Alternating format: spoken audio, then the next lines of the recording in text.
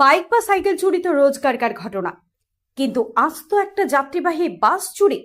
শুনতে অবিশ্বাস্য মনে হলেও ঠিক এই চাঞ্চল্যকর ঘটনায় ঘটেছে কোচবিহারের তুফানগঞ্জ শহরে।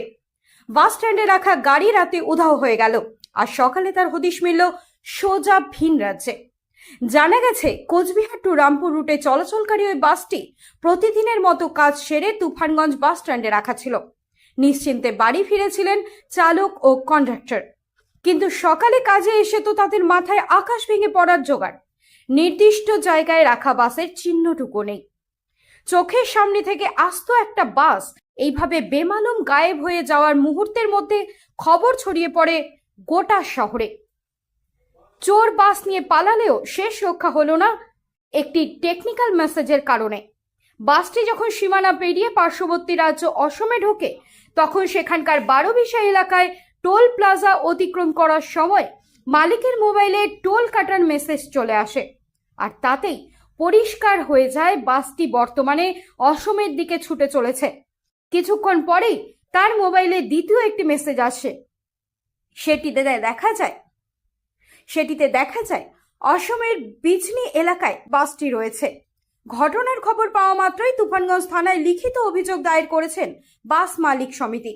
খবর পৌঁছে দেওয়া হয়েছে অসম পুলিশকেও। জানা গেছে, বাসের মালিক ইতিমধ্যেই গাড়ির লোকেশন ট্র্যাক করে বিজনি এলাকার উদ্দেশ্যে রওনা দিয়েছেন। ব্যস্ত বাস স্ট্যান্ড এলাকা থেকে এত বড় একটি যানবাহন চুরি হলো কিভাবে? এর পেছনেও কি কোনো বড়সড় আন্তঃরাজ্য পাচার চক্র সক্রিয়? বর্তমানে বাংলা ও অসম পুলিশ যৌথভাবে ঘটনার তদন্তে নেমেছে।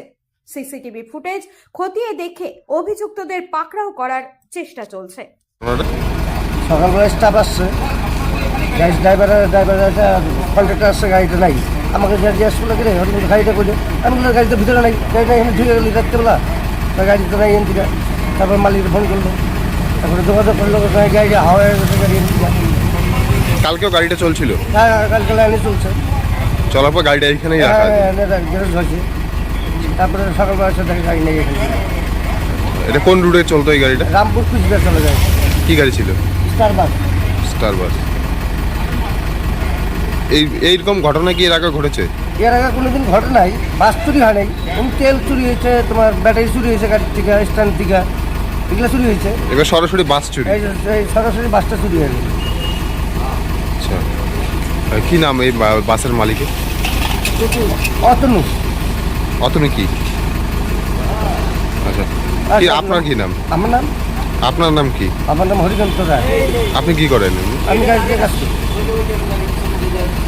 তুফানগঞ্জ বাস স্ট্যান্ডে শোনা যেত যে তেল স্টেপ নিয়ে এগুলো চুরির ঘটনা, কিন্তু এবার একটা বাস চুরি, কি বলবেন এই বিষয়ে? এটা একটা বিস্ময়কর ঘটনা। মানে এর পর্যন্ত এর আগে আমি কোনোদিন শুনি যে bus stand, Tufanganj bus stand থেকে বাস চুরি হয়েছে।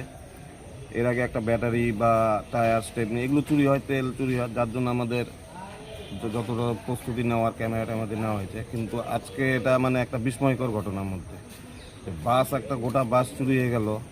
সেটা কিভাবে কি হলো এই ব্যাপারে এখন তো আমরা থানায় এসেছি, দেখি একটা কমপ্লেন করা হয়েছে, প্রস্তুতি চলছে কিভাবে কি করবো। ইতিমধ্যে কি ট্র্যাক করা গিয়েছে যে গাড়িটা? ট্র্যাক করা গেছে আমাদের ওই ফাস্ট্যাগের মাধ্যমে, যেটা ট্র্যাকটা হয় সেটা এখন আপাতত বিজনি লাস্ট লোকেটেড হয়েছে। বিজনি, আসামের বিজনি। আসাম বিজনি।